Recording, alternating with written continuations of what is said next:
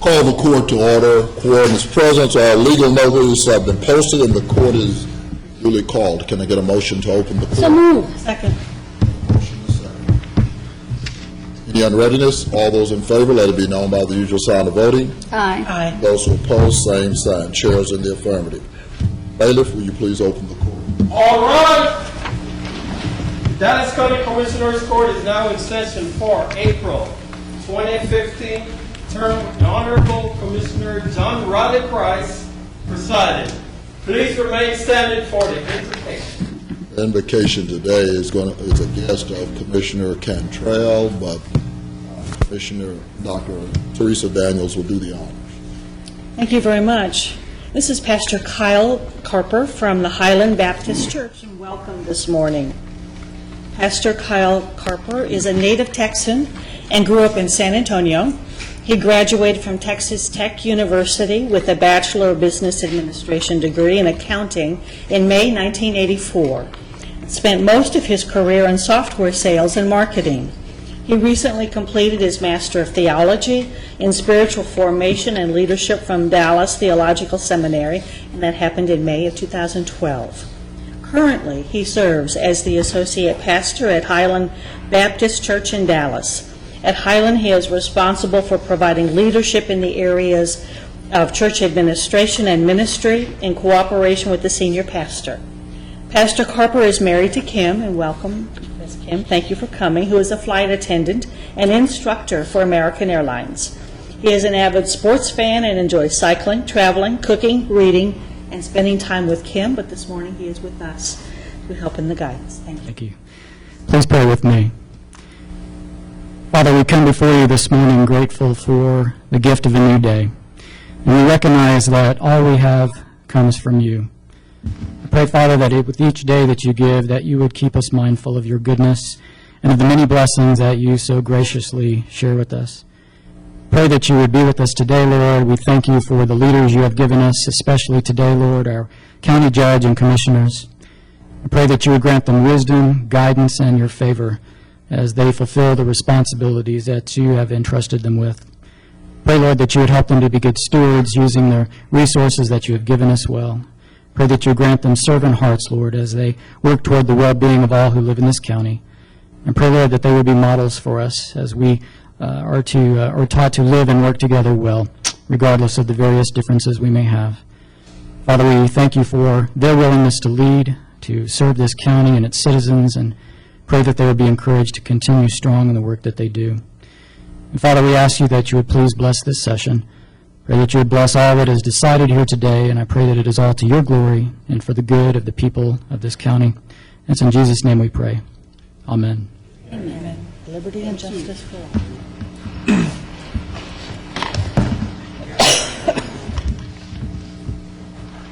Thank you and welcome to this session of the Dallas County Commissioners Court. We will be taking those matters that have been on our regular agenda that have been previously briefed to this and discussed.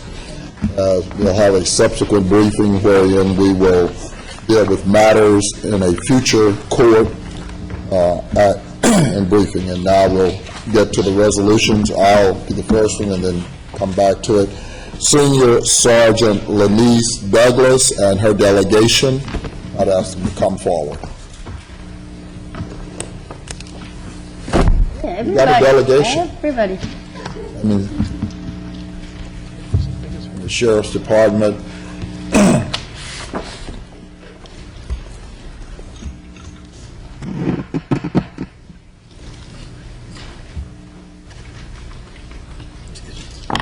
Sheriff's Department seems to be running a little late too today. Okay.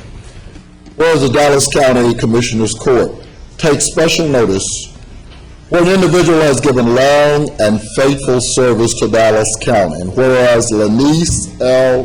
Douglas was born in Dallas, Texas, attended Skyline High School in Dallas, is a TASER certified basic instructor certified REACT and Bandit Belt certified officer. And whereas Lanice is married to LaVon Douglas and they have 2 children, Levon III and Kataya. Oh, okay. She enjoys working out and helping with her daughter's Girl Scout troop. And whereas Lenise is a member of the Latino Peace Officers Association, the Dallas County Peace Officers Association, the Dallas County Sheriff's Association, and the Texas Municipal Police Association. And whereas Lenise began her Dallas County career on March the 26th, 1990, with the Dallas County Sheriff's Department as a Clerk 3 in release. And whereas Lenise has continuously served in the Sheriff's Department in positions with increasing leadership responsibilities to include Detention Service Officer in Housing, Deputy Sheriff in Court Services, and Acting Senior Sergeant in Court Services where she currently serves. And whereas Lenise has served Dallas County continuously and diligently for over 25 years, now therefore be it resolved that the Dallas County Commissioners Court does hereby recognize and extend sincere appreciation to Lenise L. Douglas for over 25 years of faithful service, and further expresses best wishes in her future years of service to Dallas County. And I so move. Second. All those in favor? Aye. Motion carries unanimously. Lenise, before I let you talk, which one of y'all is her captain, chief? Which one of y'all is the mate? Captain Robinson? Daughter, Caitlin, my mom, Zilla, Chief Hartgraves, and my twin sister Denise. Okay.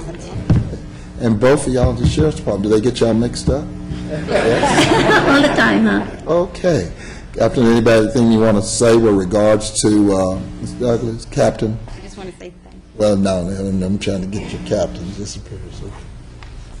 Thank you, Commissioners and Judge. Lenise Douglas is, of course, a sergeant here in bailiff section, and she is actually the person who runs that department. If you need information for the bailiff section, you have to go through Sergeant Lenise Douglas. I was assigned there in January, or actually in November of last year, and the first person that I went to was Lenise Douglas, and back then she wasn't even a sergeant, so everybody pointed me toward her, and she kept me afloat, and she's actually a great asset to the Dallas County Sheriff's Department and the County of Dallas. Okay, thank you. Sarge, comment? You going to pull that mic down? There we go. I just want to say thank you to my captain for showing up and my chief, and it's been a pleasure working for the Sheriff's Department. Okay, now where's the twin? Where are you assigned?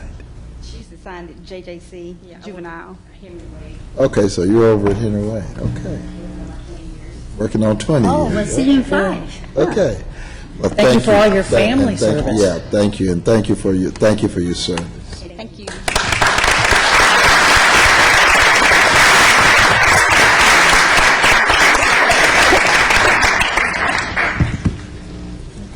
And I guess, Judge, it's yours. Next, or do you want me to go? Well, I'll tell you what, why don't you go, Dr. Garcia? Okay, our second resolution today is for a very special person that has dedicated her life to Dallas County.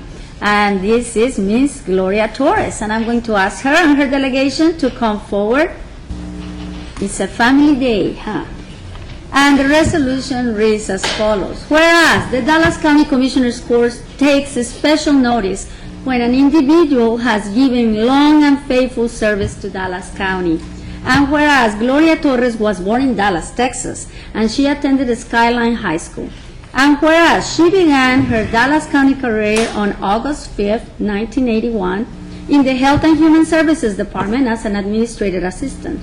And whereas in May of 1990, Gloria began working for the Commissioner's Court as a senior secretary and was later promoted to the office manager for County Commissioner of District 2. And whereas in November of 1994, she started working in the purchasing department as a buyer. Gloria was promoted to senior buyer in November 2005 and to contract supervisor in March of 2013. And whereas Gloria has served Dallas County continuously and diligently for 33 years, and whereas her proudest accomplishment is being the mother of 3 strong, beautiful women, successful and independent. And whereas Gloria is married to Martin Torres, her daughters are Dina, Belinda, and Jessica. She has 1 very special niece, Denise, 6 grandchildren, and 1 great-grandchild. Gloria, you don't look like you have a grandchild. Gloria loves the sun, the beach, enjoys reading, watching movies, going to the casinos, and spending time with her grandchildren. Now, therefore, be resolved that the Dallas County Commissioners Court does hereby recognize and extend sincere appreciation to Gloria Torres for 33 years of faithful service and further express best wishes on her retirement. Done in court this 28th day of April of 2015, and I so move. Second that. All those in favor, signify by saying aye. Aye. Aye. Motion carries unanimously. Ms. Gloria? Well, let me, can we have? Well, yeah, Ms. Ms. McCullough. McCullough. Well, I'd like to thank personally Gloria for the last 22 years in the purchasing department. She's been a great access to the purchasing department. She brought forth some new ideals and that we're embracing and doing today. I would definitely miss her. She's there all the time with all kinds of support for me over the last year especially, and I appreciate that. I know she's looking forward to this retirement, and I know she does it with mixed emotions because she was going back and forth over the last year what day she was going to do it. But I wish her all the luck. God bless her, and I know she will enjoy it at the beach and down in Oklahoma for right now. Well, let me just say that so that the record would be complete. I know that you made those decisions based on where Dallas County was. You didn't. You sacrificed. You could have gone out any time, and you knew we needed you, and so I want to thank you. As Ms. McCullough had some health challenges, as some other people over there, met their demise and transitioned. We were in a quandary. We really were in a quandary. And you basically waylaid your retirement, to help us out. And I just want you to know, I appreciate staff. We appreciate it. Sometimes those kind of intricacies are not known. It just looks like, well, you couldn't make up your mind when you wanted to retire. We knew you were ready to go a while back, but you stayed. And so thank you. Thank you. You kept us glued together. So thank you. Dallas County has been very great for me, been very great for my family. Like you said, I've been here almost 34 years in August. So I wanted to introduce some of my family here. This is my daughter Deanna, my daughter Jessica, my daughter Linda, my grandson Jesse, my nephew Juan, my niece Denise, my son-in-law Tom. Everyone except for Tom in my family works for Dallas County.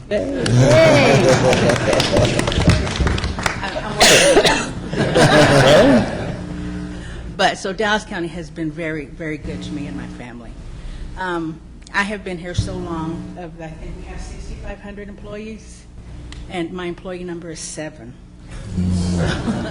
So I've been here a very long time. One of the things that I do enjoy doing is handling. That is too. It's handling the auctions. And I've sold everything from vehicles to pigs, horses, donkeys. But I've handled approximately 100 auctions over my time. And when I first came, we were doing the auctions, live auctions, which are really, really fun. But they're very expensive for Dallas County. So I switched to doing them online, and they've been very successful. For the 100 auctions that I've done, we have netted over $3 million during my tenure. So I would like to ask if any portion of that could be. Send over to the retirement home. Never hurts to ask, right?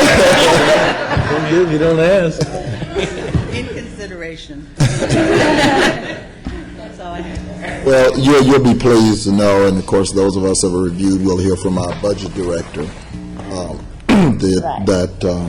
we're in good shape in Dallas County. And again, primarily because of employees, like you. And so, always looking at how to augment it and make it work better to the bottom line. And so, when we talk about 1% in employees, and we know we're doing on the retirement side, but 1% is $3 million. That'd be great. Yeah, I know. I got you.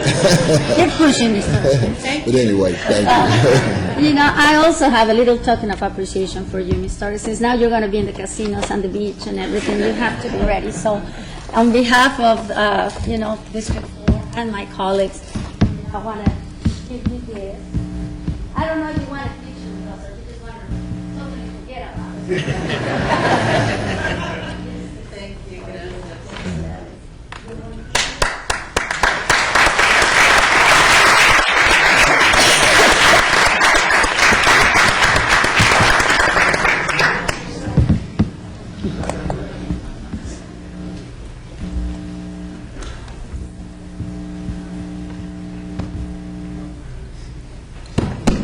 Since you're not getting it's for the 3 million, Mr. Doris. Take it. I have a grandson sitting there. Where is that grandson? No pressure to keep going in school. You like it, huh? Judges don't like it too much. Oh, you were so special. We're bookends on this side. Everybody, if you want to get on the step, that way you can. There we go. The picture, yeah, the take.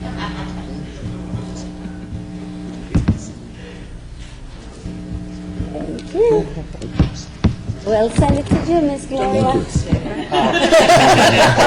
Thank you, Gloria. I appreciate everything you did, and those auctions, because I'm in one. I understand where all this. Yes, yes.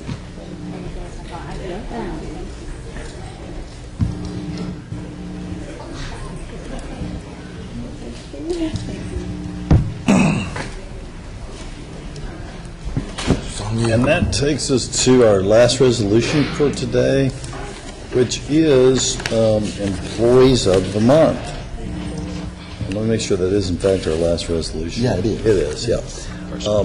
And so will the following employees please come forward? Sandra Rafiq with the Internal Auditor 3 in the Auditor's Office. Charlene Randolph, Project Policy Analyst for Crisis Service Project in the Criminal Justice Department. Nanette Bryant, Lead Records Clerk in the District Clerk's Office. Zaleha Fahim, Grants Analyst at HHS. Dariella Esquivel, Senior Secretary in Homeland Security and Emergency Management. Michelle Wilson, Business Analyst in Information Technology. Artist McCann, Instructional Specialist in the Juvenile Department. Usher Solanki, Project Manager in Public Works. Thomas Fortner, Detention Officer in the Sheriff's Department. Sunila Zachariah, Disposition Support Supervisor in the Sheriff's Department. Richard Johnson, Evidence Registrar in SWIFT's. Rashida Horn, MV Representative in the Tax Office. And Mona Rose, Accounting Clerk 3 in the Treasurer's Department. And thank y'all all for being here, and for those who can't, we honor you as well and appreciate your service. Whereas Dallas County employees are hardworking, dedicated, and play a vital role in achieving the goals and objectives set each year by the Commissioners Court. Most employees perform above expectation and ensure that Dallas County continues to be a regional leader and a destination of choice for residents and businesses. Whereas Dallas County Commissioners Court authorized the creation of an employee recognition program in 2012 to encourage recognition of dedicated employees who represent the best and the brightest of our workforce. Whereas the Dallas County Employee Recognition Program is consistent with the county's approved strategic plan, Vision 1.5, maintain a strong, motivated Dallas County workforce. Specifically, the Dallas County workforce in many ways is the face of the county.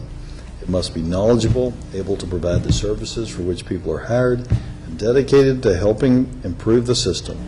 These employees represent the exemplar employee Dallas County hopes to recruit and retain. Now, therefore, be it resolved that the Dallas County Commissioners Court does hereby salute Sana Rafiq, Charlene Randolph, Nanette Bryant, Saleha Fahim, Dariella Esquivel, Michelle Wilson, Artis McCann, Tushar Solanki, Thomas Fortner, Sunila Zachariah, Richard Johnson Jr., Rashida Horn, and Mona Rose for being selected Employee of the Month in April 2015 and for their respective departments, and offers best wishes for continued success at Dallas County, and I so move. Second. All those in favor signify by saying aye. Aye. Y'all want to say anything? Come on. I'm Sana, and I've been with the county for a little over 2 years now. And I'd like to thank my supervisor, Bill Warner, for acknowledging this and not waiting until I retired. So thank you, Bill. That's great. Sana's one of our newest CPAs. She just passed the CPA exam. All right.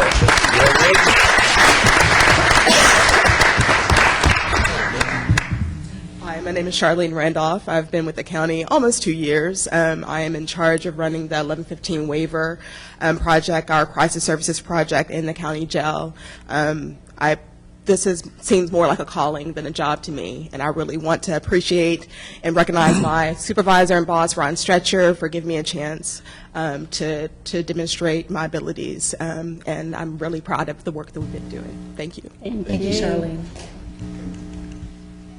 Yes, my name is Nanette Bryant, and I am with the Records Department, and I would like to thank my managers, Stan Tungate and Felicia Petrie, for recognizing me and giving me this chance to work, and I've been with Dallas County for 20 years. Right. Good morning. My name is Rashida Horn, and I've been with the tax office for 2 years, and I just want to give a shout out to my branch manager. She's awesome, Cece Garcia.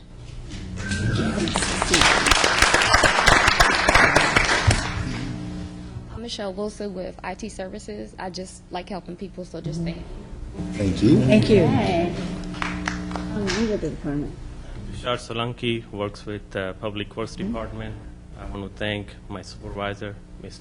Antoinette Bacchus, and Director, Ms. Alberta Pear. Thank you. Thank you.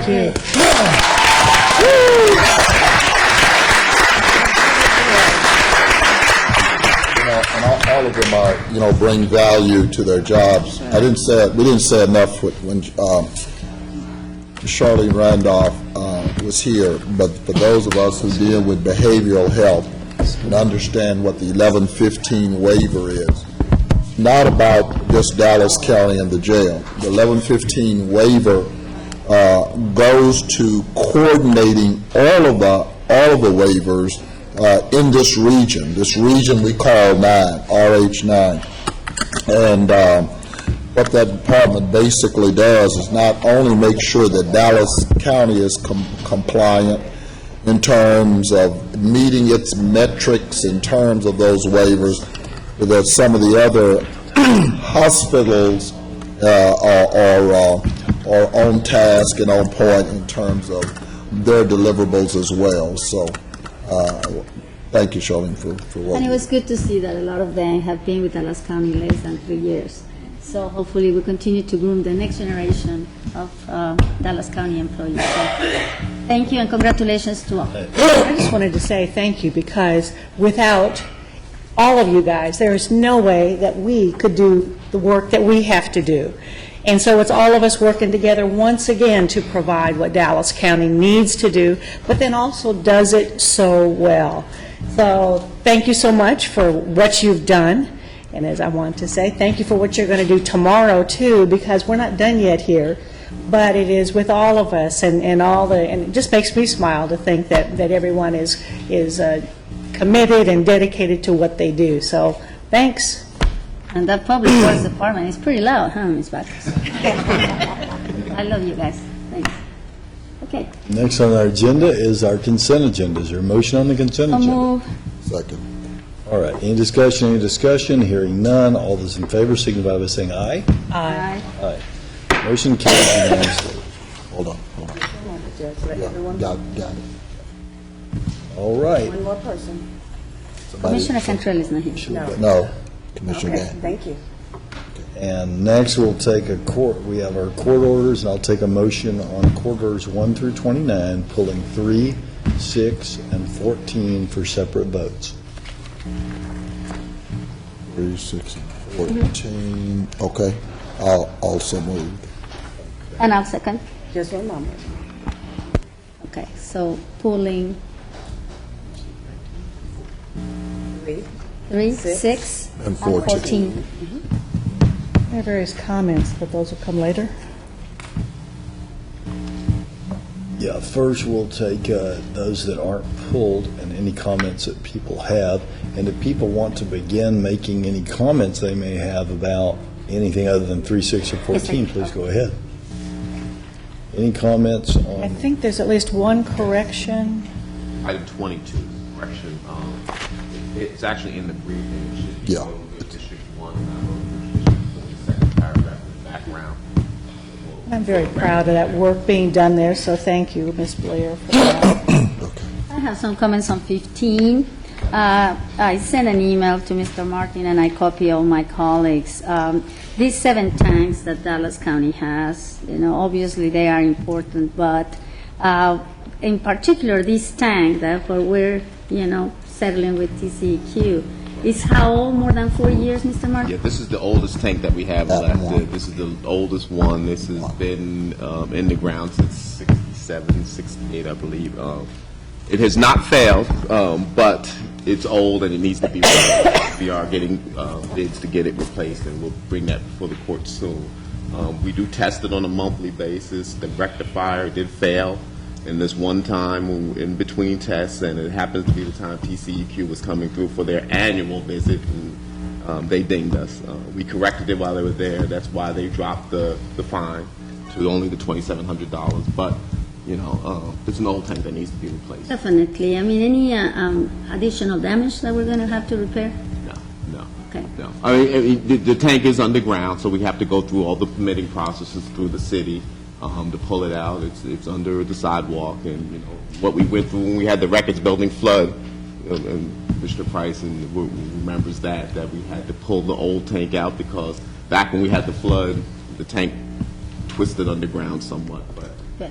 So what is the timeline, Mr. Martin, for us to approve the funding to go ahead and replace it? Mr. Bazan's getting quotes as we speak. Mr. Bazan, do you have a time frame when you'll have those? We were including that as part of the budget process. Obviously, the one at George Allen is the most critical, too, so we may look at doing that as soon as possible. So all the other tanks, the 6 additional tanks, passed inspection, they're not as old. They're We all don't from the expect any 90s. problems. They all date from the 1990s, your other tanks. So the typical lifespan would probably be between 25 and 30 years. So they're coming up on needing replacement very soon. Okay, so you will be, Mr. Bazan, giving Mr. Brown and Mr. Martin the timeline that we will start replacing this. Hopefully, we wouldn't wait until they have any failures to replace Mr. Brown them. brings up a great idea. We're actually replacing the emergency generator in that building anyway, so it might be a good time to do both at the same time. So you have to Excellent. dig up the ground and So we expect that item to come forward to the Commissioner's Court. Thank you, Mr. Brown, Mr. Martin, Mr. Bazan. Thank you, Thank you, Dr. Judge. Garcia. Thank And you, I colleagues. had a question about number 28, and this is our monthly financial report, and just kind of a little walkthrough, because it looks like over the past, comparing with March of 2014, that there's been some change. Yeah. Yeah, and I just wondered if Ms. Medrano? No. Just walk through a little bit on the monthly financial report on, there's been some significant changes from March of 2014. Yeah, we'll have to, I think, go back and look at it. I'm sure it has to do with the timing of various investments in those type of things, but these are very large numbers, and so I will get with Pauline Mondrano and Daryl Thomas and kind of make sure that this is correct. Okay, thank you. Okay, call the question. And before we take the vote, is there a concern, or are you okay to vote for 28 today, or do you want that till 1 week? Or? It's really just a required filing with the commission. It doesn't actually have any action. It is a requirement that they file these activity reports with the Commissioner's Court. So, I mean, if we need to send back an amended one or a corrected one, we can either correct it the next time they're required to file, or we can bring back next week. Right, and more than anything, it shows a lot of the investments that are usually, refiled at this time of the year every year, right? Right, that's primarily what it's doing. Right. No, I'm fine. Okay, I mean, great. I have great faith that. All right, so the question's been called. Hearing no further discussion, all those in favor of these court orders signify by saying aye. Aye. Any opposed? Motion carries unanimously. Court Order 3 is before us in regards to the Sheriff Westlaw and premise software contract. I move the approval. And I second, this is something that the sheriff is, suggesting for better management of all these, of the law library for inmates, so. That's a requirement. It's required that we provide a law library function. This allows us to go to an electronic one, so we don't have to worry about pages missing from law books, which unfortunately does happen. So it is a better way of providing this service. I think the concern that at least some members of the Commissioners Court has is that we'll be using commissary funds to cover the cost of the law library. In the past, the law library funds were actually covering the cost of providing the inmates' law library. Under the statute, I believe Judge Roden has reviewed it and determined that we clearly can use commissary funds for law library activities. It's actually one of the named things they can do. I don't think that's, well, I know that is correct, and that was my, hold on. I know that's correct, what Judge Roden's position was. I don't think this is the first time we've used commissary funds for this. We actually fund the law librarians who are DSOs in the law libraries using commissary funds. But in the past four of the books. Mr. Thomas, you were ahead of, before you became the auditor, you were ahead of this department. Is this the first time we've ever used commissary funds with regards to law books? We have done some supplementary Okay. to what's in there. The majority of it has been paid. But we have used this fund, Yes. I recall, yes, For supplemental needs for the law. law library before, so, and it is a permitted use. And in no way, shape, or form we are, denying those services. It's just going to be in a more efficient, way and saving money, so hey. So I'm the person who will be voting against this, and let me explain to you why. I agree that the law allows for the sheriff to have unfettered discretion in the use of their commissary funds. And I agree that a specific matter within the things that can be done with commissary funds is to fund a law library. This court in the past has, I believe, had good public policy in recognizing that we are required by law to provide a law library to our inmates, not because it betters their lives, but because federal and state law require that people who are incarcerated have the ability to get to a law library. And I would not vote against supplementing the requirement of what we have been paying for a law library, improving the requirement of what is required by law for them with additional monies. from the sheriff's commissary funds. And I asked Budget to look at this, and because books are more expensive now than the computer, we actually are saving $800, so there is no supplemental benefit to the inmates. We're giving them their books through Westlaw now, the legal treatises through Westlaw, and that's easier for us to maintain, and it's searchable by them. But here's my concern. There is what is legal, and there is what I believe is good public policy.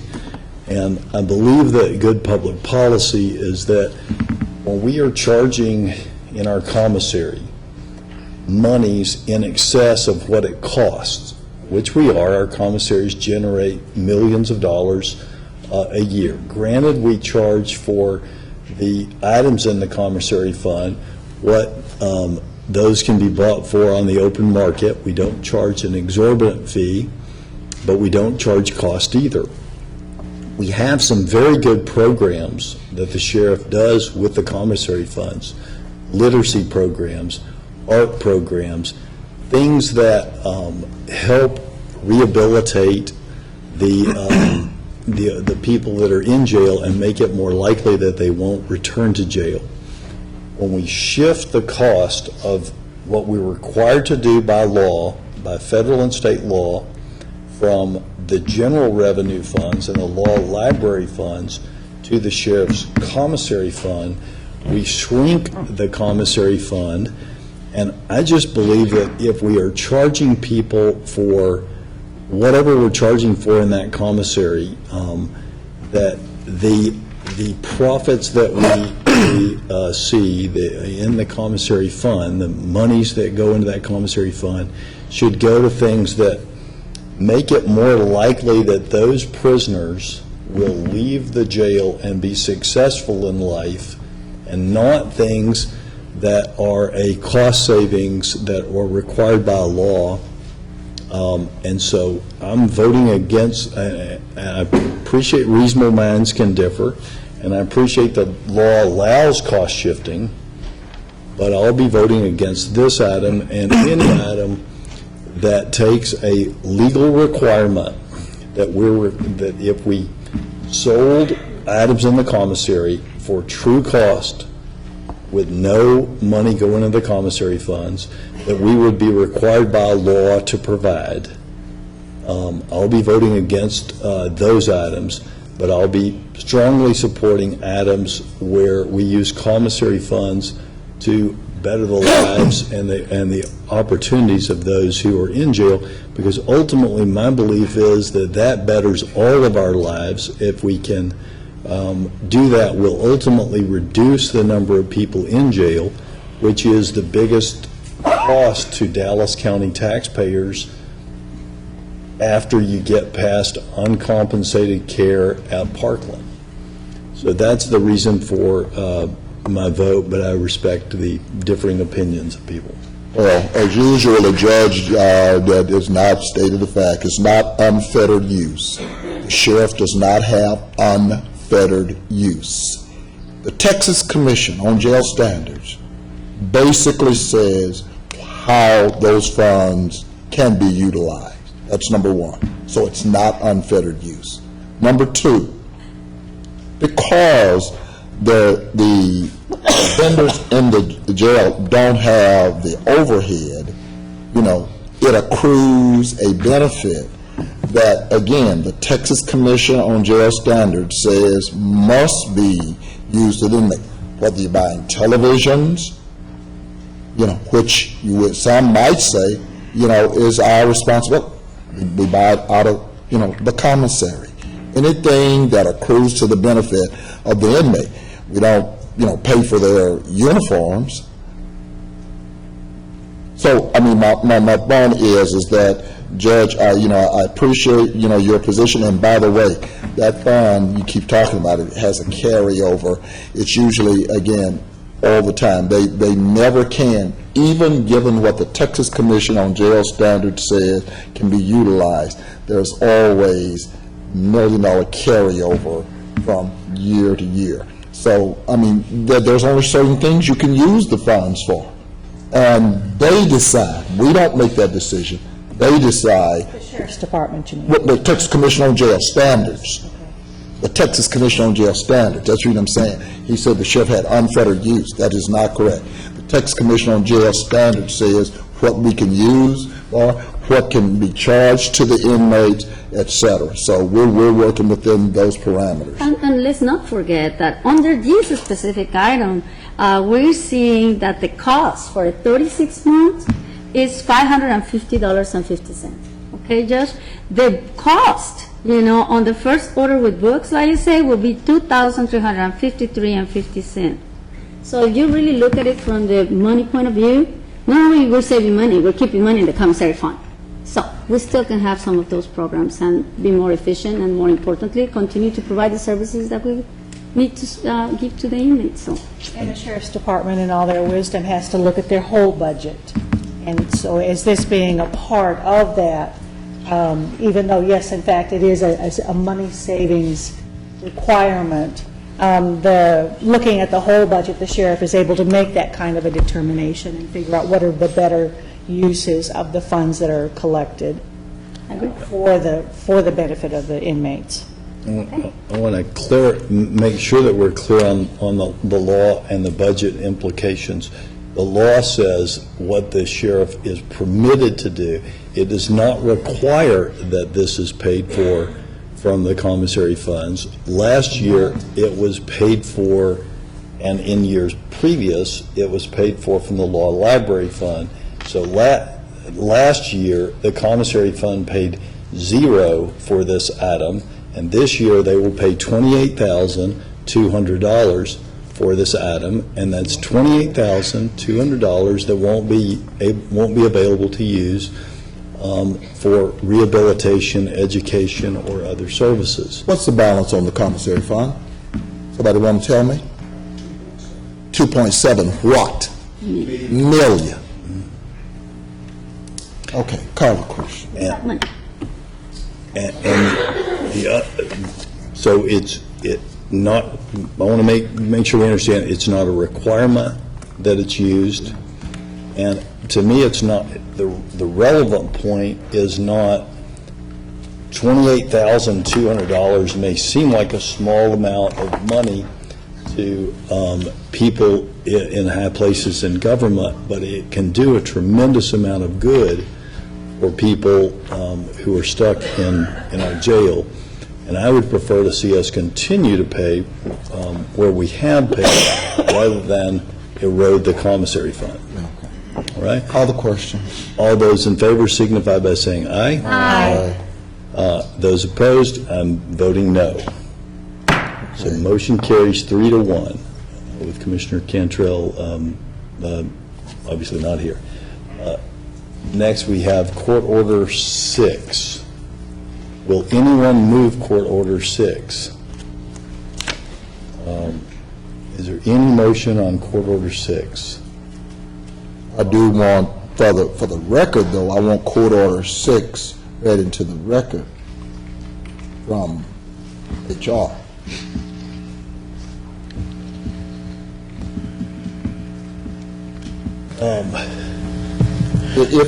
Hold on just a second. Well, procedurally, Judge Roden, if there's no motion, we don't need to read it into the record. That's correct. Okay, I'll withdraw. All right. Any motion, hearing none.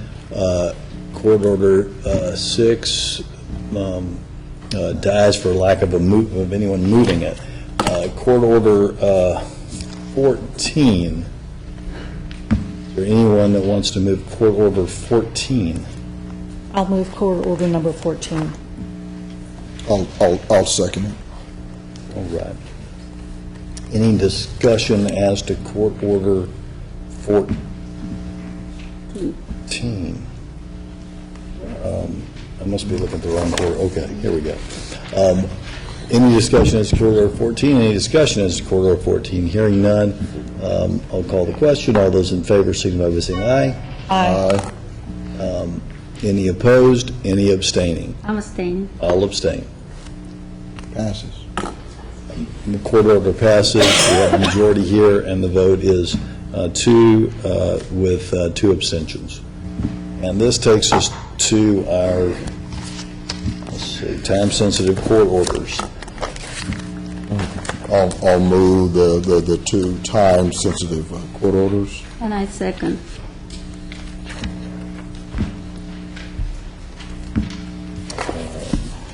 And is there any discussion as in regards to the time-sensitive court orders? Any discussion? Any discussion? Hearing none. All those in favor signify by saying aye. Aye. Any opposed? Motion carries unanimously. And next, we'll hear from from Mr. Martin in regards to our briefing session. We'll go to budget presentation. Morning, Judge Commissioner. First item of business is your 2015 budget update and your projections for 2016. Mr. Brown will lead that discussion. Good morning, Judge and Commissioners. As Darrell said, this is the first update on the 15 budget that we're a little over halfway through and the kind of a direction for 2016. Adjustments for the 2015 budget, I've updated the 2015 beginning balances that have been provided by the Auditor's Office. You'll see that when we get to the Table 1 on the next slide, that the Fifth Court of Appeals will not be providing the general fund reimbursement for the cost of their salary settlements due to the lack of funds. In the appellate court fund, that has an impact of $140,000. Can you elaborate, Mr. Brown, on how this fund works and what does this mean for our budget? There is a $5 fee that is collected on civil cases that are filed in the civil courts, and that fee goes into an appellate court fund that is required to be maintained as a separate fund to be utilized for costs related to the appellate courts. That fund has historically been used to pay the supplement for the appeals court judges, in addition to things like office supplies and assorted other things, including $170,000 for a contract IT person. Because of the dramatic decrease in filings in the civil courts, that fund has seen a decrease in the amount of money in that fund. And so they got to a point this year where they could not meet their obligations of everything in there with the existing resources they had. They made the determination to not reimburse the general fund for their salary supplements. I don't believe we have a legal option that would allow us to not pay those supplements, but I do believe we should start a dialogue with our sister counties that the Fifth Court of Appeals is providing services to see if we can get them to pay some portion of that supplement so that it's not completely borne by us. They have not been previously? Because they are collecting the $5 fee in the courts and remitting it to us, they have been in that regard. But now that we actually have a direct cost that we are bearing that actually does benefit some of the other counties, I don't expect it to be a significant amount of money. I think if we were to approach them, we would want to look at where the appeals come from and split it based on volume. I think we're about 70% of the volume. That's what I was about to say. So, I mean, it's not going to be a significant thing, except maybe for Collin County, it may be $15,000, $20,000. It's not I don't believe it to be a big dollar amount, but it's something I do think we want to take a look at.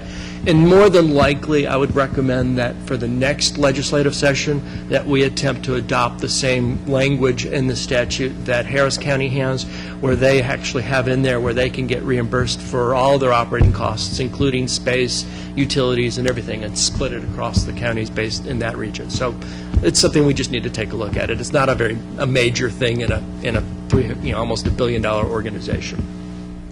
The Sheriff's Office is also in the same position. They, several years ago, made a commitment to reimburse the general fund $130,000 a year for the in-camera systems.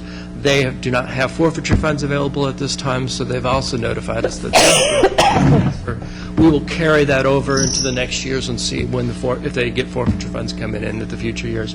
You're going to see a lot of things that they used to be spending forfeiture funds on being pushed either into not being done or moved into the general fund. One of the first things that has occurred is I've moved. There's been contingency transfers for close to $40,000 in ammunition over the last couple so many weeks that we've moved in because in the past. 40,000 annually? Yeah.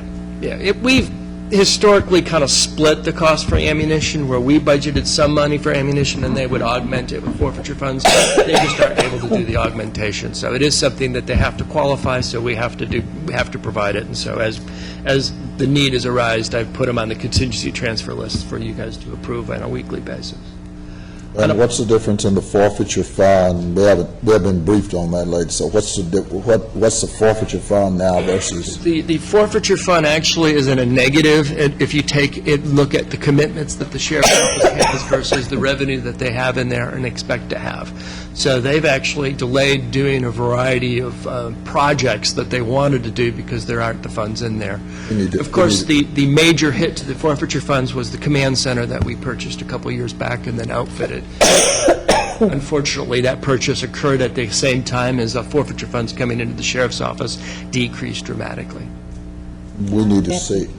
I'll provide you an update of what all that fund is. The sheriff's office maintains a fairly detailed spreadsheet that I'll be able to provide. That's fine. Do we expect any changes anytime soon? I think that there's some money in the pipeline that may hit, but you just never know when the courts will actually release it. There was a Supreme Court ruling that occurred, I think, 2 weeks or 3 weeks ago that I think will have a dramatic impact across the country as it relates to forfeiture funds, and that was a ruling that an officer cannot hold an individual and wait for a drug dog to arrive. If I pull you over for a broken taillight, I have to release you the moment I write your ticket. I can't hold you and wait for 20 minutes, 30 minutes, an hour for a drug dog to come because I have suspicion that there may be something there.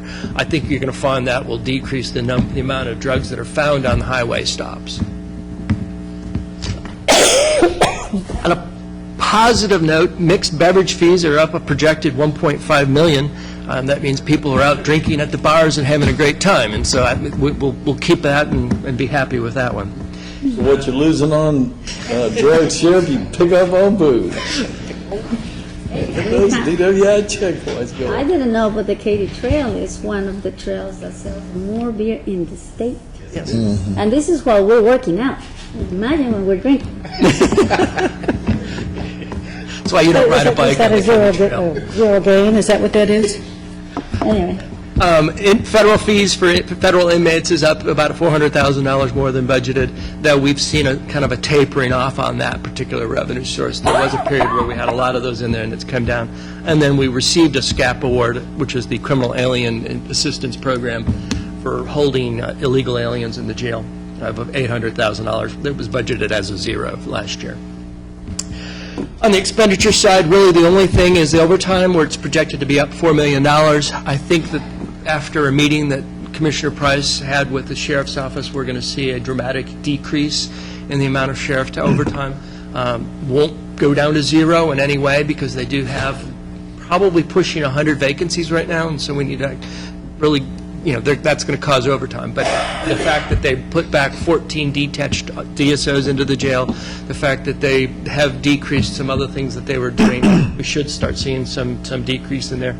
We do need to do a little bit of planning on working with the Sheriff's Office on filling those vacancies, because once MedMod truly opens, that's going to become a very stress point pretty quick. Well, and Ms. Lane and HR, they're doing that. But it's going to, I think it's going to become a stress point regardless. It will. And I'll talk a little bit more about something I'd like to get permission to start working with the new HR director in a minute. And the projections I've now included, the half year for the staff we've added for the Sheriff's Office, MedMod. Workers' compensation is projected to be up $500,000. We had a very large claim that occurred in the jail or in the Sheriff's Office that we'll have to adjust for. And then fuel is less than budget. That's a 20% increase in our workers' compensation. We're self-funded, correct? We are self-funded, and the funds available in there will not be able to cover this particular cost. We had an individual that slipped, fell, hit their head, and is not expected to survive. So all those costs, he's deceased now. So and those all hit, rather than your health insurance, those all hit your workers' comp. Right. The fuel deal, I had requested that in some time back, what is that budget actually per year? Per year? Yeah. Fuel is run through a variety of places, not including the fuel that's spent in the road bridges. I can tell you in a second.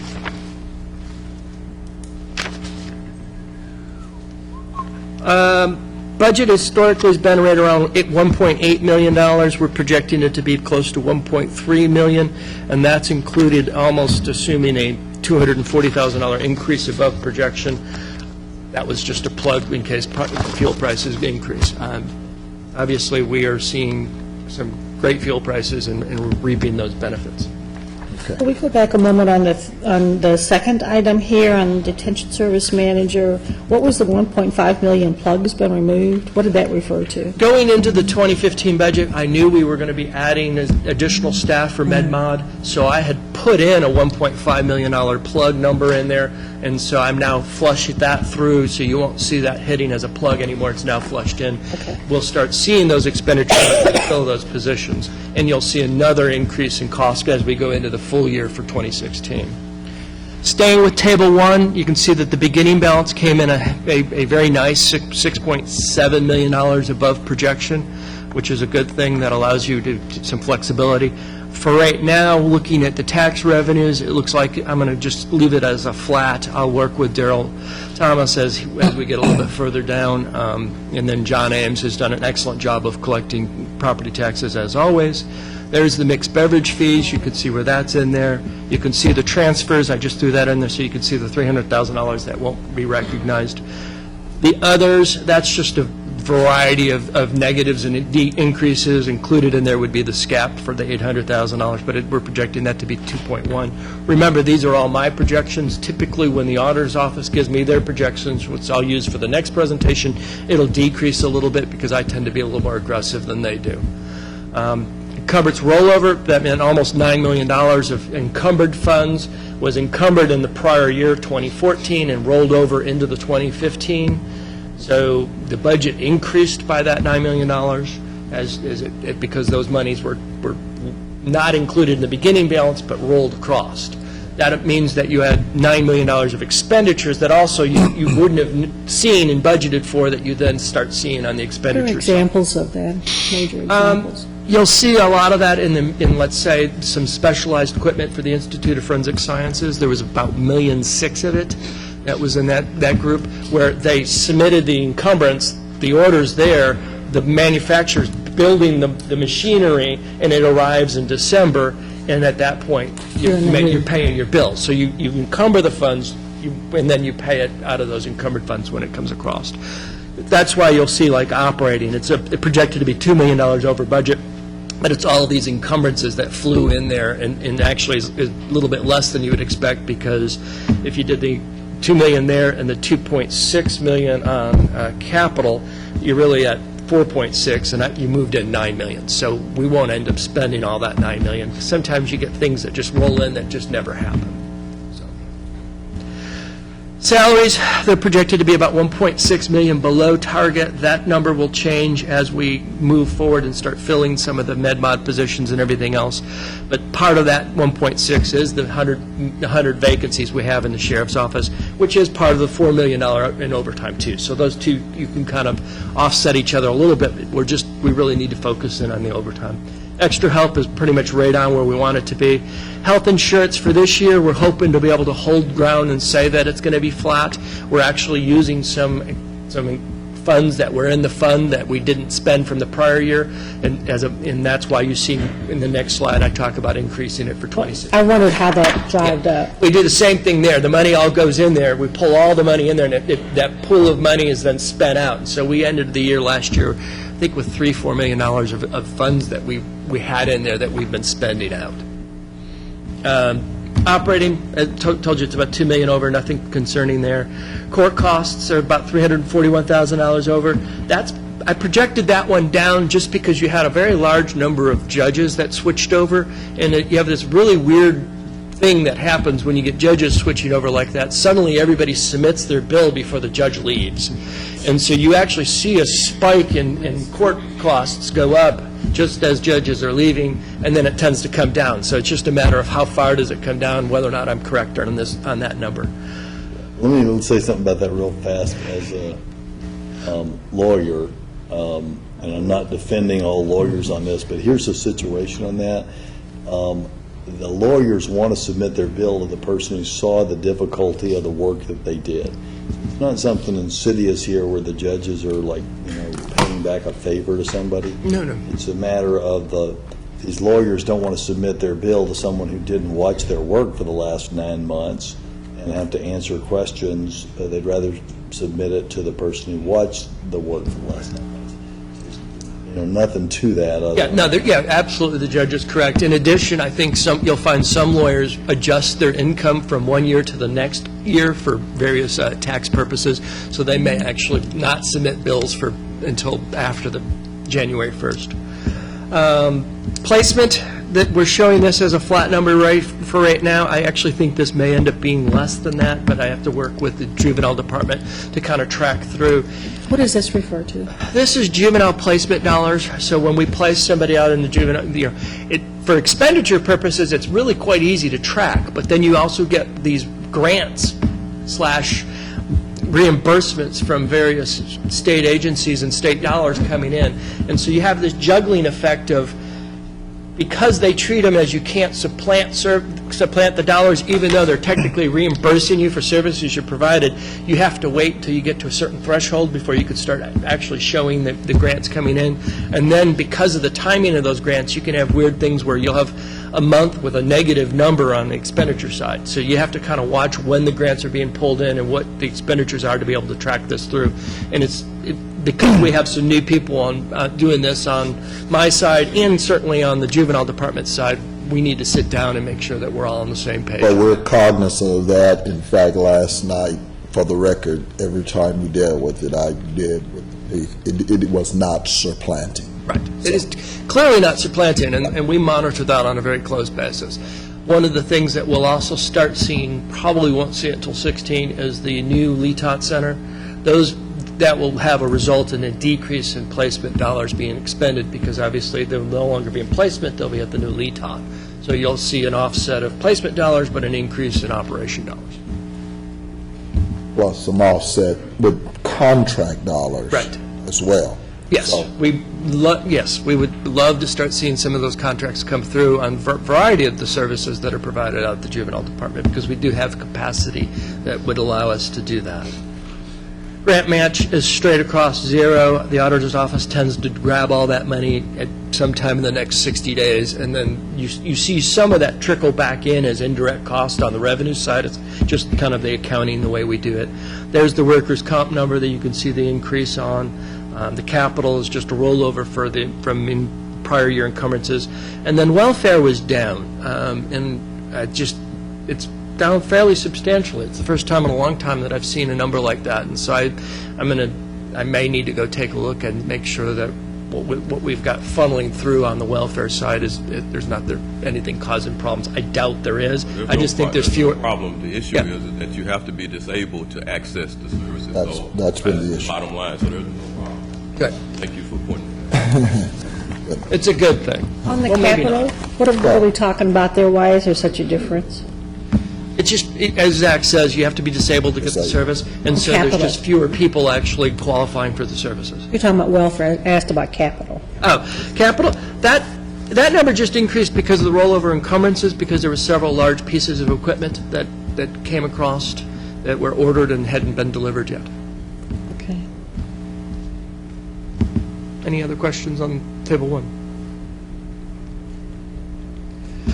Going into 2016 preparation, I anticipate we will see no change in our tax rate. That's obviously within your hands.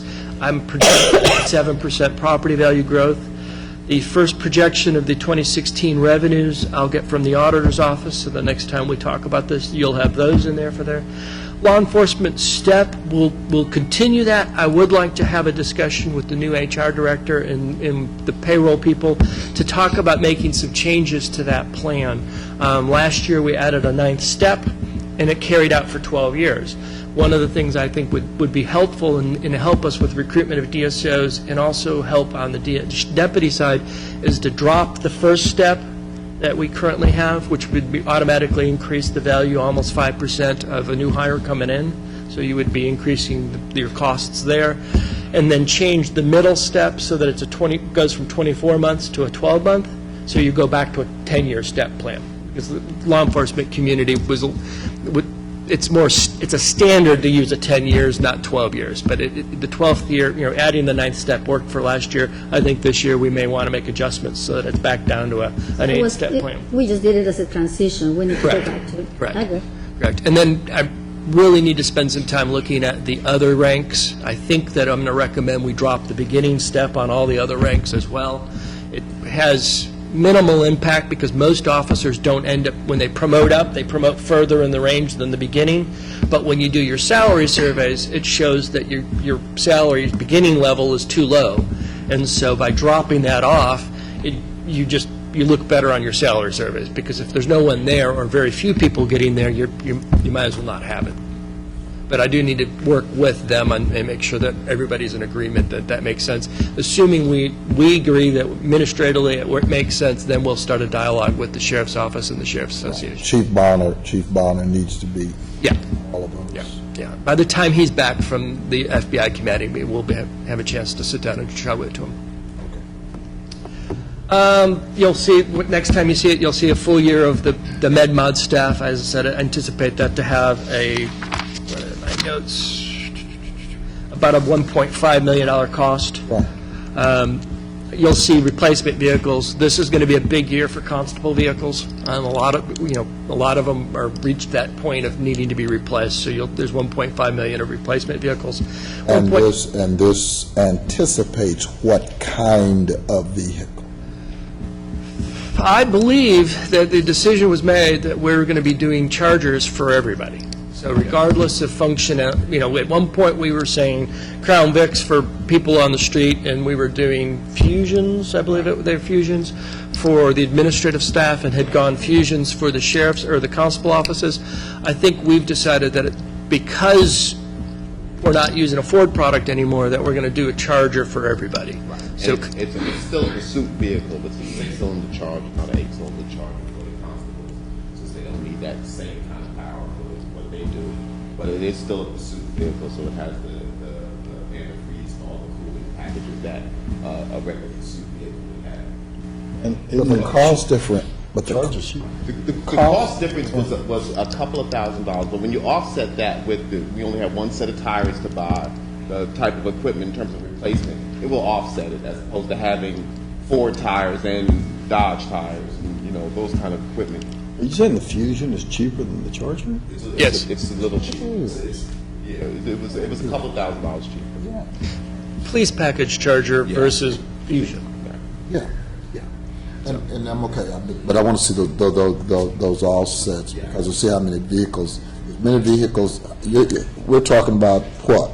Purchasing at $1.5 million? How many vehicles are we anticipating purchasing? Yeah, it's going to be over, it's over 60. It's easy, over How many? 60. I bet you it's close to 80 vehicles. I'll shoot you the list. I'll shoot you But the but we're using the same criteria that we've always used, the 10 years, 150,000 miles, or 80% of the cap value.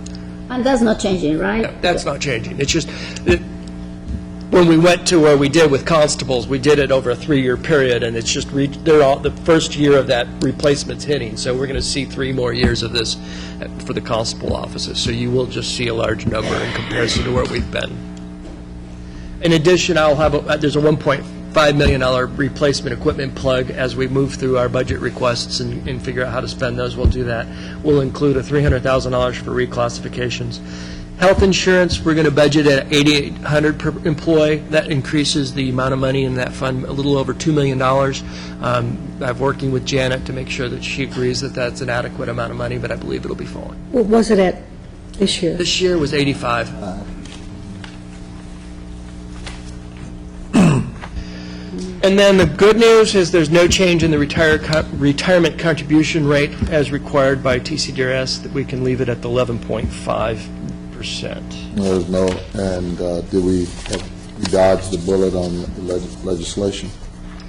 So far, I've seen nothing come out that's caused us any angst as it relates to that. We continue to monitor to make sure that we can continue to be in the fixed-rate plan. It was a very good decision that we made years ago, and it's... I recognize that, but there's always been the end around that we've always had to be cognizant of with regards to that plan. It hasn't moved, right? I mean, we haven't done anything.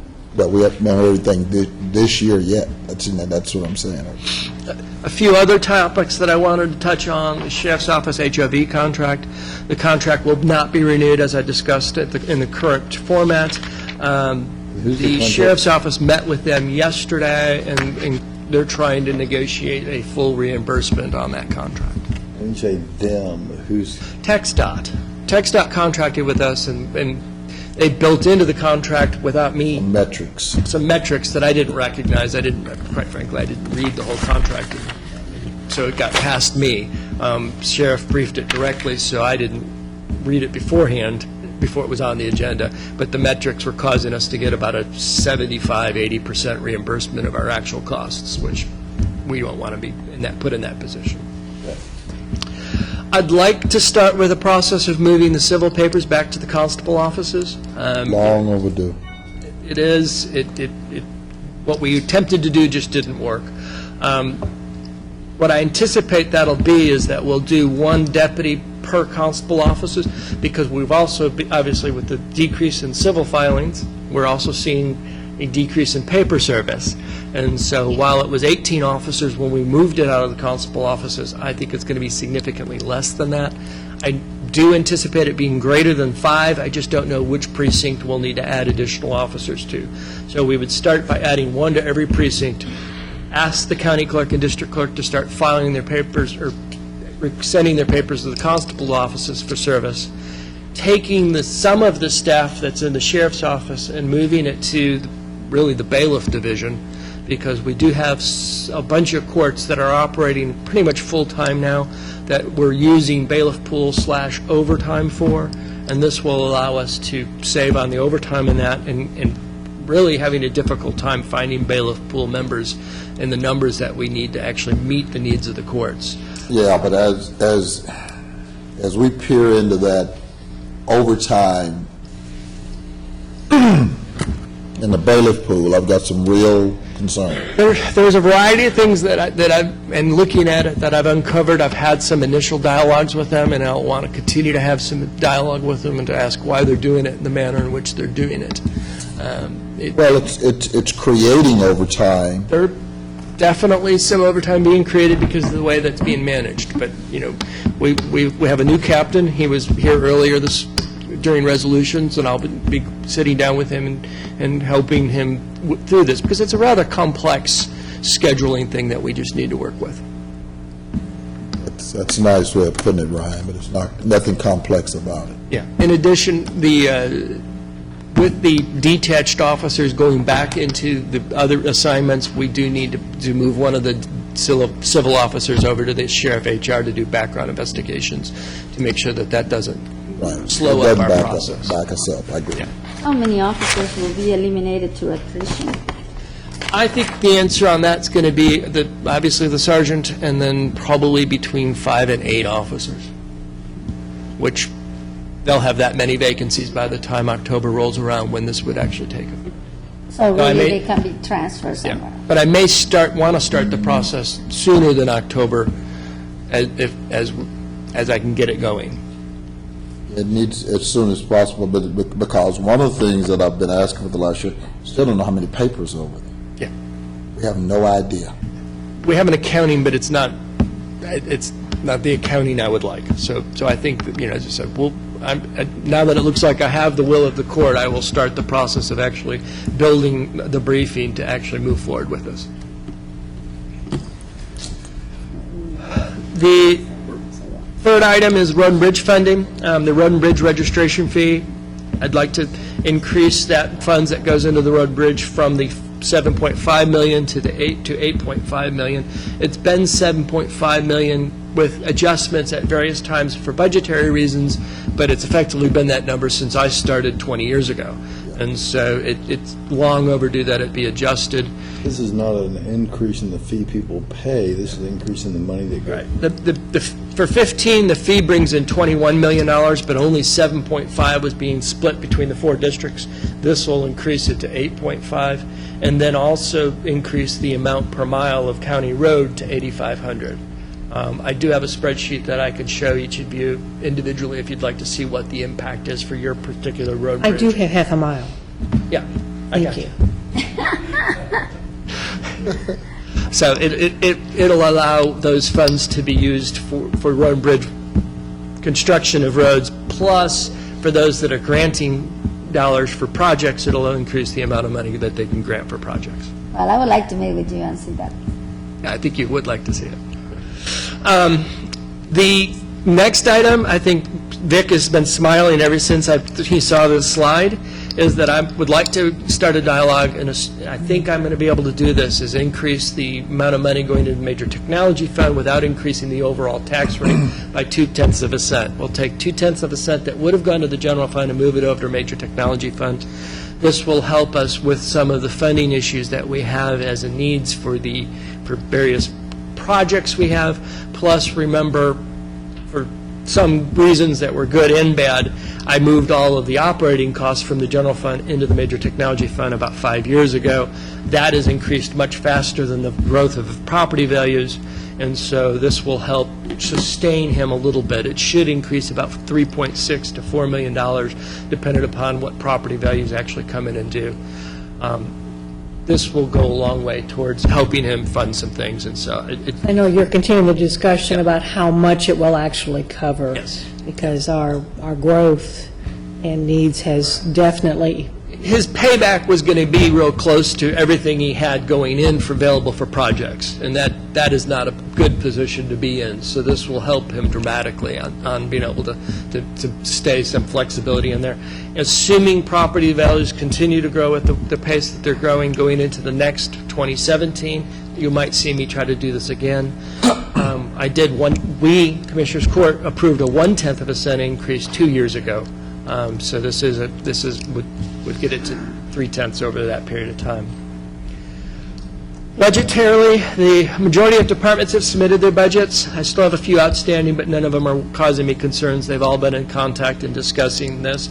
There's about 98 positions requested at about $7.4 million. I anticipate that with all the other adjustments that we're talking here, that there'll be about $2 million available for new positions that'll be able to be included in the 2016 budget. That's a give or take amount.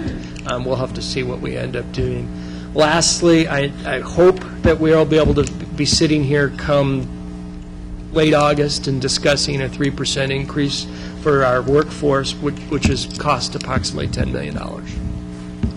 When you say the workforce, you're talking about elected officials or only employees? Yes. Everybody? Huh? Everybody. Everybody in the mix? Everybody. Well, we done a very good job raising the salaries and 3 raises in the last 3 years. Do we really need to do a merit increase for everybody? We can do it only for the people that really need it, the employees that really need it. Let me offline talk to you a little bit about some concerns when we start doing that. No, I know the step raises and what will happen in public Right. safety has been a big concern. But with that being said, I mean, if we can look at different ways to, if it's going to be a merit increase, what are the qualifications that we're going to be asking to be able to do it? And I use the term merit, but I really need to say that I'm going to have a new HR director. As much as I love working with Ermit, there's going to be somebody else sitting there, and this really is going to want to fall into their decision-making process. So I really will want to work closely with them and kind of see how it wants to be done. I understand, Mr. Brown. Trust me, I mean, we've been through this before. You know how I feel about merit Yes. increases. So, Mr. Martin, what is our timeline for the new purchasing, HR director? Well, we're going to get you to the purchasing one. You guys are meeting with them in the next 2 weeks, and at the same time, we start in the HR interviews next week, so we should hopefully have... When you say we start in interviews, you mean you and your staff and all of us together? Actually, the first initial interviews of the top 6, just like we did with the purchasing, will be done within the next 2 weeks, and then after that, we'll have the top 3 come to you guys, the same as we did with purchasing. Directly after that, my hope is to have them on at least by the time we go into July break. So, Okay, before the July? yes. Okay, thank you. And as That will give you enough time, Mr. Brown? Well, if you get down to a candidate and they haven't quite onboarded yet, but we know who it is, I can start working with them then. So yes, yeah, July works fine. If you get too much later than that, Janet starts pulling her hair out because obviously it's different work for her to build merit tables versus structure tables versus And we don't want splits. Janice to pull her hair. Definitely, understood. But I want for the court, and one of the things the court has never seen is just surround SMSA with regards to the surrounding counties. I want to see what Dallas County is. When I look at some of our counties to the west of us, and I see either by departments or by officials, they're heads and shoulders above us. We have a, and so I think we need to be talking about some real comparisons in this county. And we have done that for the last 2 years. No, we have not. Select positions, but I think that's one of the reasons why we're doing this case study, also because we want to see what the differences are. Exactly. And you could, we did it with the law enforcement and found. Well, law enforcement, right. You know, in some areas. So yeah, we need to do across the board review and analysis, comparing us to our sister counties. And I think you're right. In a lot of areas we're going to be off. Some areas we probably be off. In some areas we're okay, and in some areas we're above, if I remember those numbers correctly. But I understand that we need to work with HR, and that we're going to do it, with a new set of eyes. Let me just tell you, when you look at Tarrant County and some other places, we are not above. We are not above in any area. Have you seen any of that? If not above, if I remember correctly, the analysis that we reviewed last, we're within less than 5% on some of them, which is, considered within the What you were looking at, there was the bell curve of. Well, Commissioners, Judge, again, this summer, the Hay Group, we contracted with them to do a comprehensive analysis of our compensation system.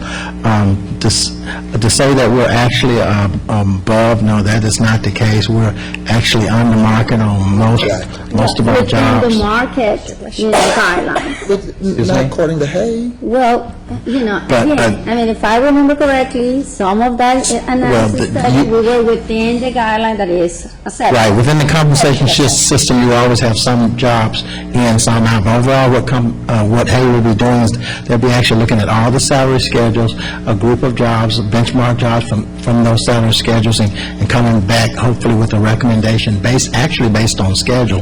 We did that about 6 to 7 years ago when they actually looked at all the jobs in the county based on salary schedule, and we actually moved the schedules a different amount. That was one of the recommendations that was done and now they should be doing something similar this year. And they also will be coming out and talking to managers and departments based on our benchmark jobs that we have selected, so we'll be setting those meetings up and schedules as well. But this will be a fairly comprehensive compensation review. Hopefully with some good results. We did it. Some of them were so off. Remember, We were 20% under, just in my district law, we were 20% under. 20. Right, and that's why we moved some of the road and bridge. I got it. That's what I'm saying. So far off. And actually, overall, we're at least 7% under. The key was when we brought those positions up, they were still 7% under after we brought them up. On a lot of those additional positions that we brought up. But there was a few that was on target, but a lot of the selected positions was so far under that even when we brought them up a grade, they were still 6 to 7% under. Yeah. No, and I look forward to that because honestly, we have had 3 races in the last 3 years. I want to be sure that this time, it goes to those areas that really need to go. And of course, the officials are some of that category that I think should be up. But that's my personal feeling. On that note, we just today, we had two employees. One was on personnel. They got a $5,000 a month pay bump to about $200,000 a year. We had a contract person that's going to make $65 an hour. That money's out to about nearly $150,000 a year.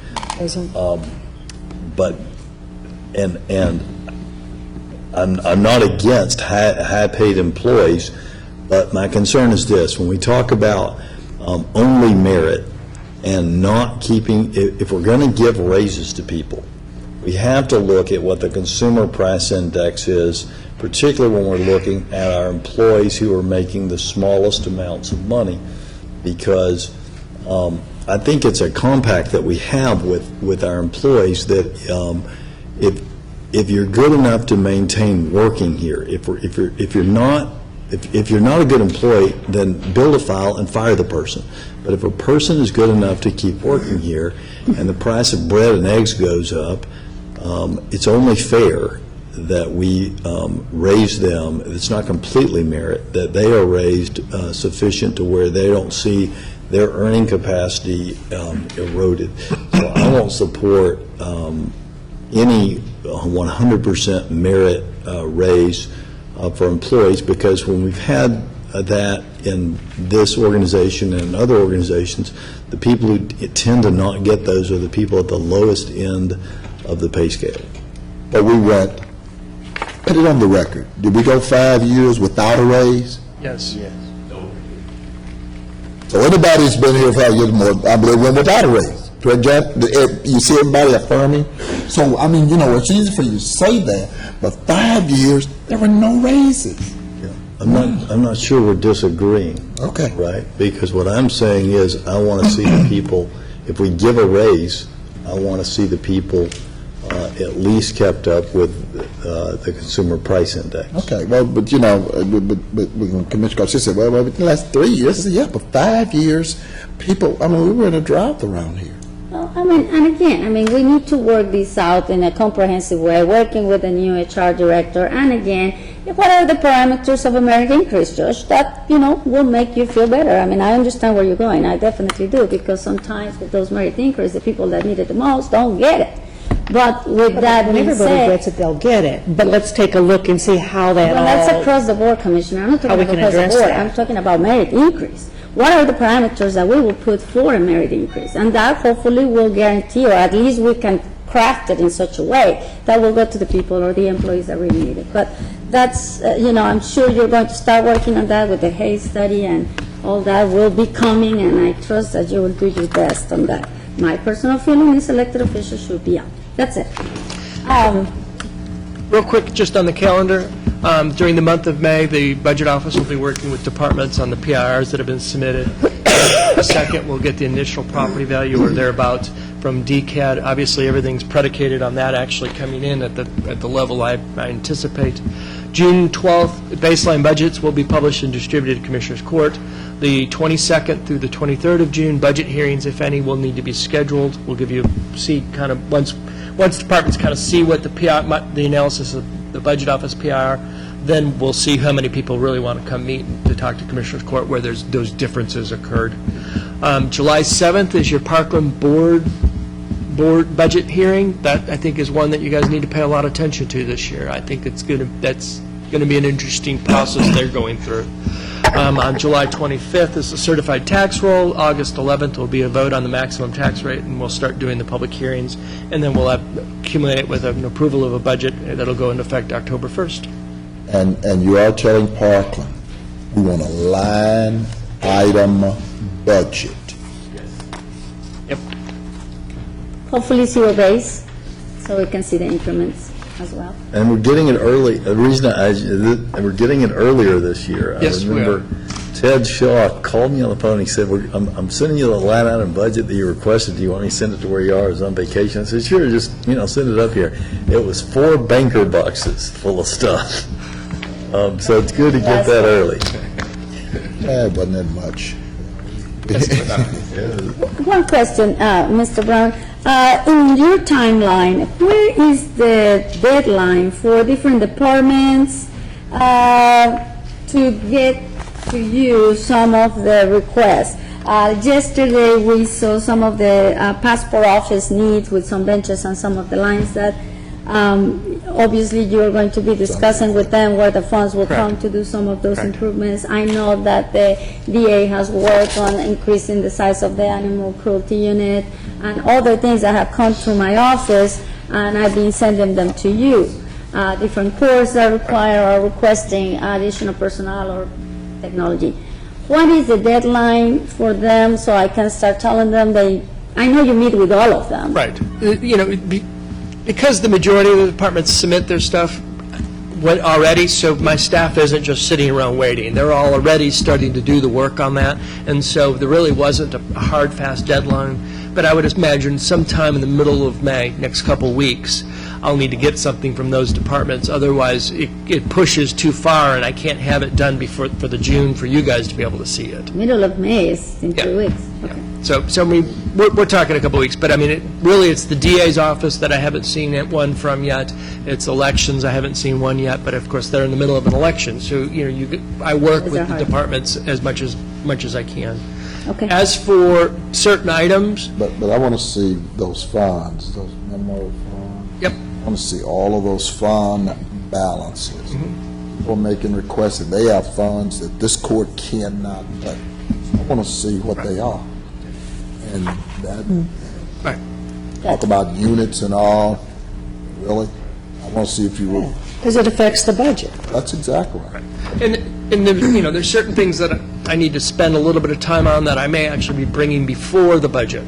The Criminal Justice Division has requested for a deputy director that I believe is really needed to allow Ron Stretcher to focus more of his time on the mental health activities that he's performing and allow somebody behind him to be focusing really on the criminal justice, jail population, the other functions that are in that department that he's kind of in drastic need for. So at that We type have of to thing, admit we're part of a larger passport, I environment. anticipate bringing back a solution for the passport before the budget season, because quite frankly, they need to have that in place as soon as possible, because they're going to see another swamp as soon as summer lights out. The kids get out of school for summer. But that's spiky.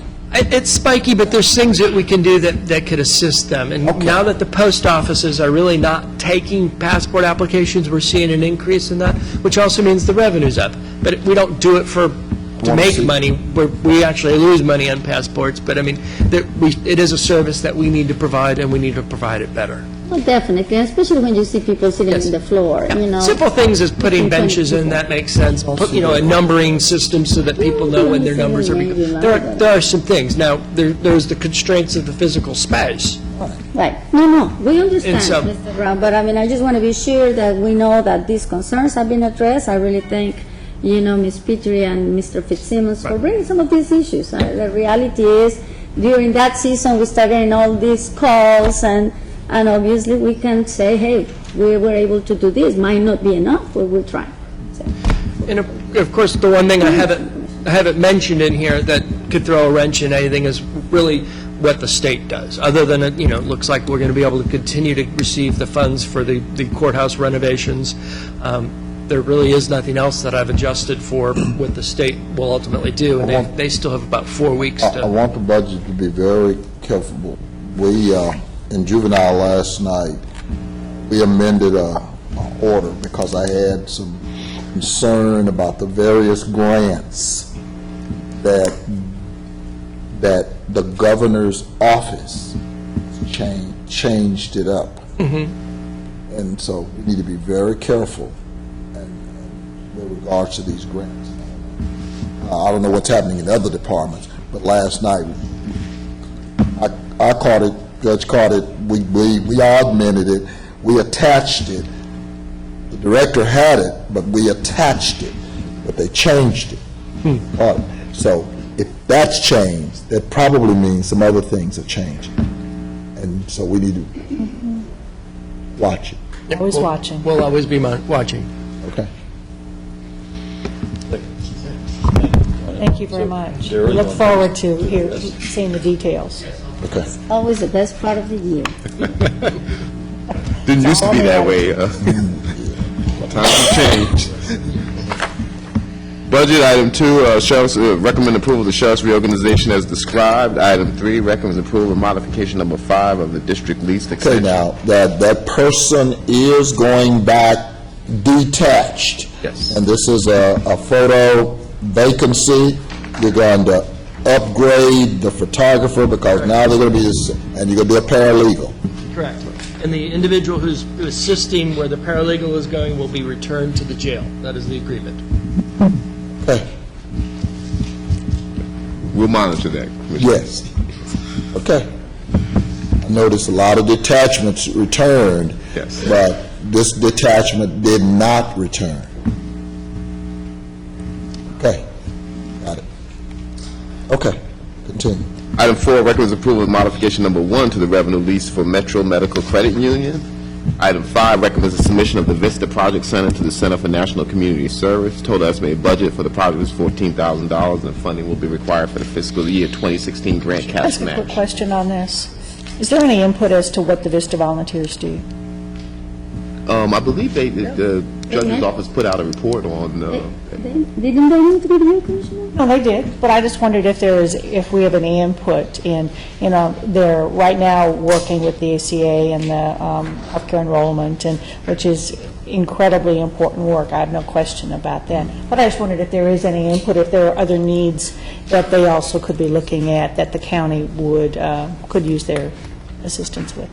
Well, I think right now, if I understood correctly, I mean, they're a little bit below their numbers, but definitely we expect them to be on target by the middle of this year. So I feel pretty good about that work, and I want to thank you, Judge, for your leadership on this program, and I have to say that I've been very impressed by the caliber of the young people that are working with it. Well, I don't have any question about that. They're going around. But do we have any input? Are you asking for any expansion ideas for Vista Looking at other volunteers? areas that they might address also? Existing volunteers, do they have the ability to address Right. some other things? Yes. And that's up to the judge's office. I'd be more than happy to meet with them and talk with them if the judge is. Yeah, I think that the effort in having them come by and visit with you and making them available to you is any input you may have. And we are very strictured by the rules of AmeriCorps and what they can do. That's my question, basically, yeah.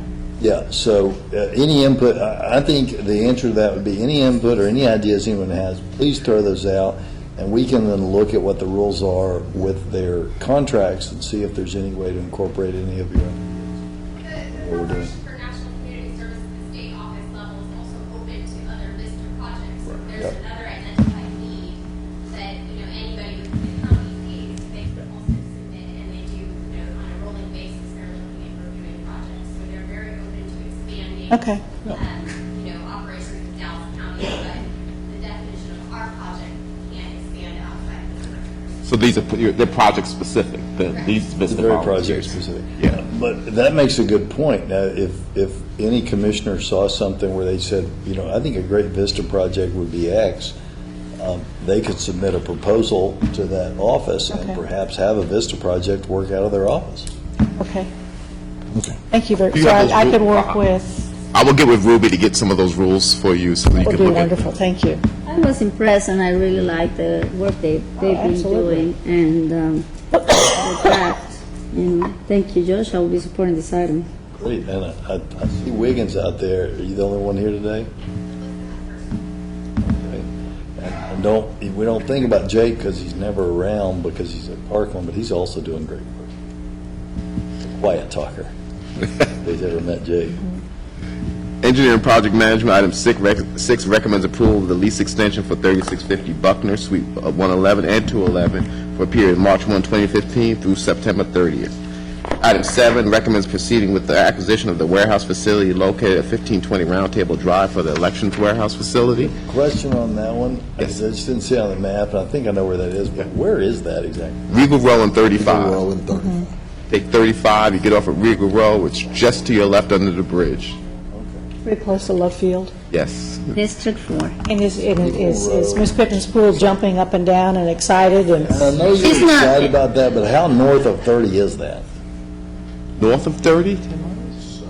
Oh, it's almost, you're going with Love Field. Yeah, it's west of 30. Like just 2-3 miles north. Just trying to make sure it's somewhat central. It's about 5 miles from 30. It's 5, that's what it said. Okay. Keep it close and quiet, Mr. So how far is it from the one we got now? It's like 2 miles from there, right? About 3 or 4 miles. It's perfect. And it's in the right district as well. It's called property value is lowest on place. Hey, we're going on faster than I can say hello. But the price is a good price, et cetera, et Price is a cetera, good so, And Mr. well, everything's expensive. Everything's expensive. Item 9, IT recommends approving the reorganization of the county IT operations teams as briefed and per the unanimous endorsement of IT Executive Governance Committee, and this is for lead roles in the county IT operations server and network teams.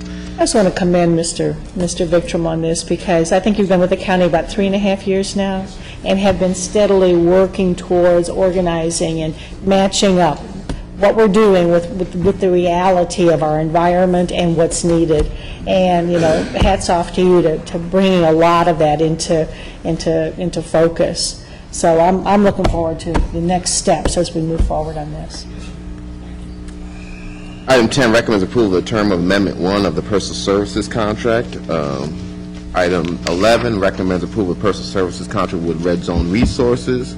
Planning and Development, item 12, recommends after successful 30-day comment period, $41,000 from the 2013 ESG funds previously allocated to MDHA be reallocated to New Beginning Center for a Homeless Prevention Rapid Rehousing Program. And can you elaborate? I know that they've done a great job with that program, but can you elaborate a little bit more about this one? It's my understanding that MDHA cannot use the funds that was allocated to them, so they had to be reprogrammed, and Mr. Lossberg did a review of the program. The New Beginning Center is actually a program that's done a very good job. Mr. Stretcher's here. That is exactly right. Right. They had wanted to use this to have a staff person on site with us as part of their coordinated access. They've had challenges getting that together. They're kind of on a new path with that. We just felt at this point it was best to let the funds get reprogrammed. There is a use with, I believe, New Beginning Center to rapidly do this, and that's just the best thing. And the key word is rapidly, because these funds have to be spent within a certain time, right? There is a limit, I believe it's like September of this year. Right. Okay. They are equipped to do that. All right. Welcome back. 11, well, what's the, between that one and the one that you, other than there's a different individual? Is that's, I mean... For 10 and 11, Mr. Vick? Well, 11 here, and then today in the court order. In the court order, yes. Right, I had court order 14. Yes, these are different resources.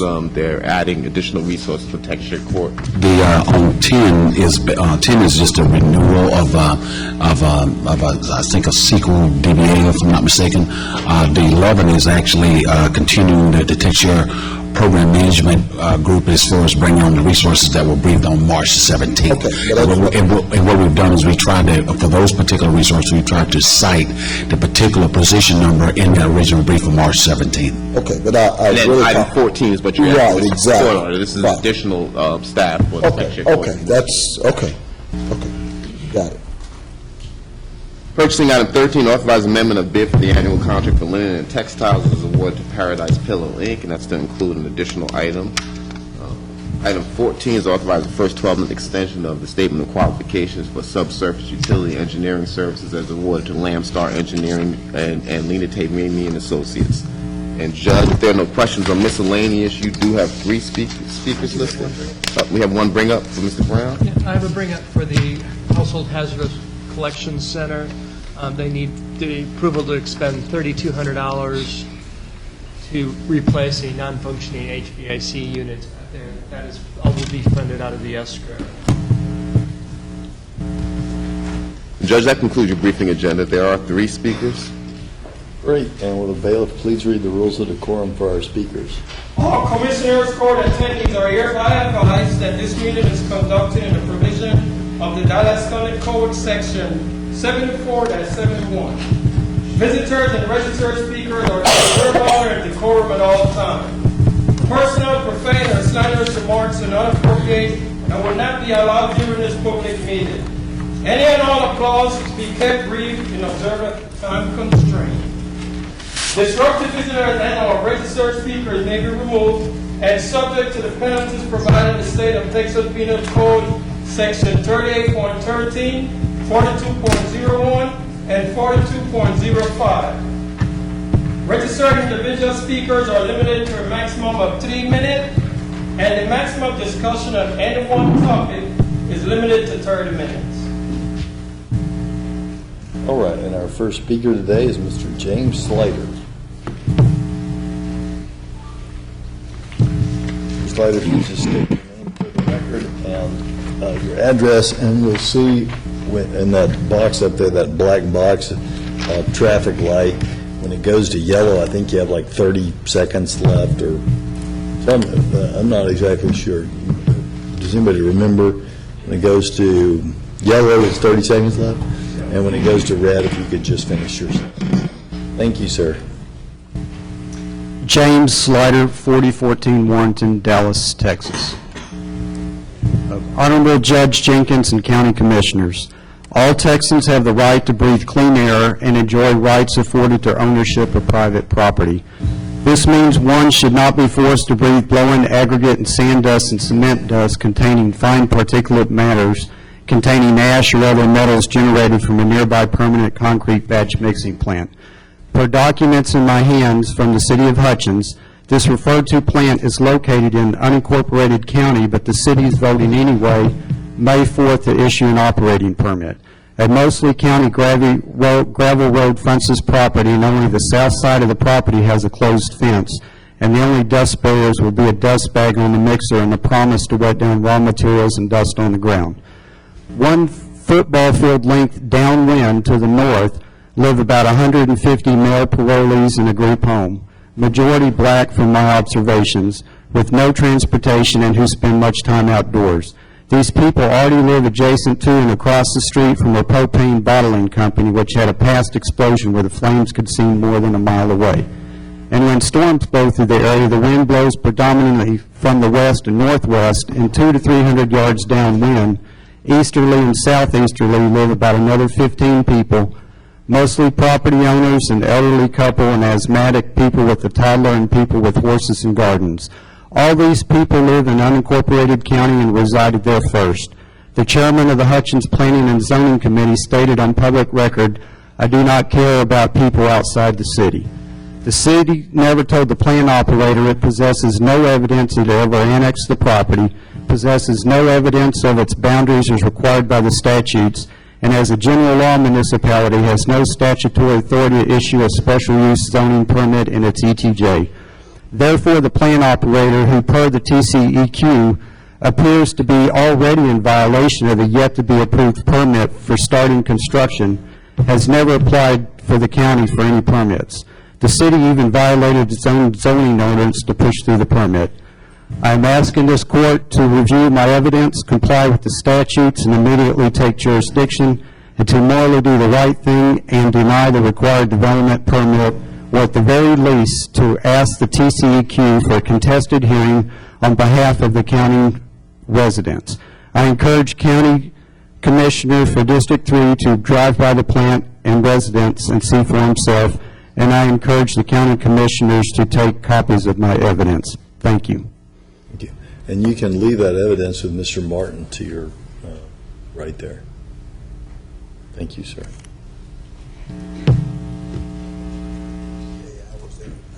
Thank you. Our next speaker is Mr. Darrell Humphrey. Mr. Darrell Humphrey. Mr. Darrell Humphrey. Our last speaker is Ms. Sandra Crenshaw. Ms. Sandra Crenshaw. Ms. Sandra Crenshaw. And this concludes our public speakers for today. We will adjourn momentarily to our closed session under Chapter 5. My code is previously posted. Any action as a result of the closed session will take place in the open session.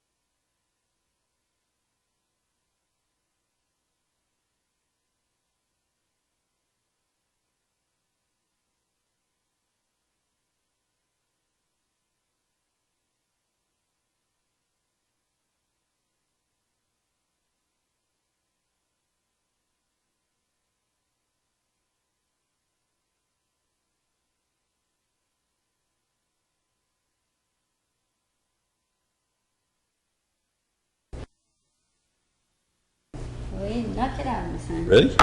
No action necessary as per the closed session. Court stands adjourned.